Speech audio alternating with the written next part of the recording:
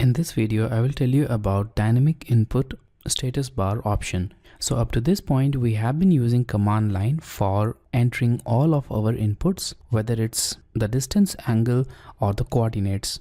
But there is an alternate method of doing this, and you can do that using the dynamic input, which is simply a small command line on your cursor. So here we have this dynamic input option on the command line, and you can activate it by clicking on this option, or you can also use a din mode system variable. So you can change the value of this din mode system variable to 1 in order to make it active.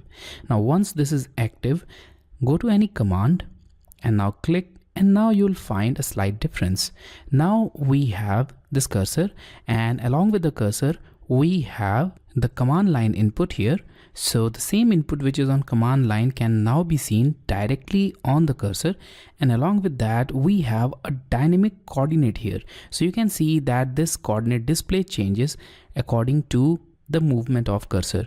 Now let's click at any point in the drawing area, and now the cursor again changed and it's now reflecting a new value here.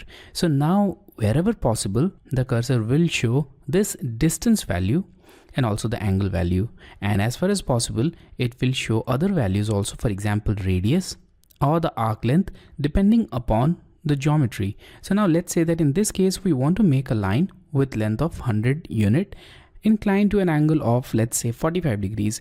So for that, simply type 100, and now you'll notice that that value will be entered on the line field. Now simply press tab key and the distance will be logged, and the input field will jump to this angle value. Now enter the angle, which is 45, and press tab again, and here we have it. So now the geometry is logged to a distance of 100 unit and also to an angle of 45 degrees. Now press enter and the final geometry is here. So this is a little bit simple method of making the geometries which you can use obviously, and depending upon the geometry or your preferences, you can either prefer this method or the direct command input from the command line. So I'll now press escape key and I'll look at other options which are available with this dynamic input. So let's now move this geometry here, and now I'll go to this polyline. Now I'll click at any point in the drawing area and look at the command line. So on the command line we have some other sub commands or some extra options which are related with this command. For example, arc, half width, length, undo, and width.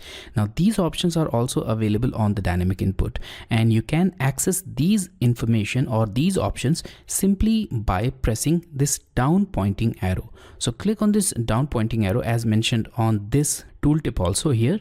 So click on it, and now all those options are available as a list. Now you can simply keep pressing that down pointing arrow, or you can also press the up arrow and choose the desired value. So I'll select this width option and now press enter. Now let's change the starting width to 10 unit and the end width to 10 unit again. Press enter. And here we have it. So now you can see that we can apply the same value directly from the command line. So once again, let's change the width to 0. I'll select the width value, enter 0 as the starting width and ending width also as 0, and press enter, and we have the normal polyline here. So let's now join it with the starting point and press enter.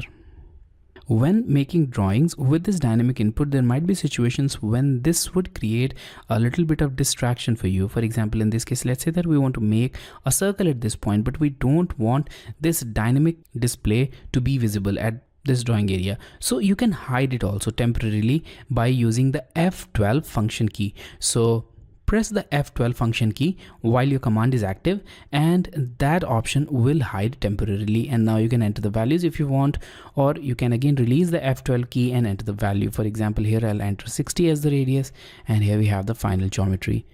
So in this way you can use the dynamic input option for bringing your command line directly on the cursor. So that will decrease your dependency on the command line, but obviously it is not a replacement for your command line.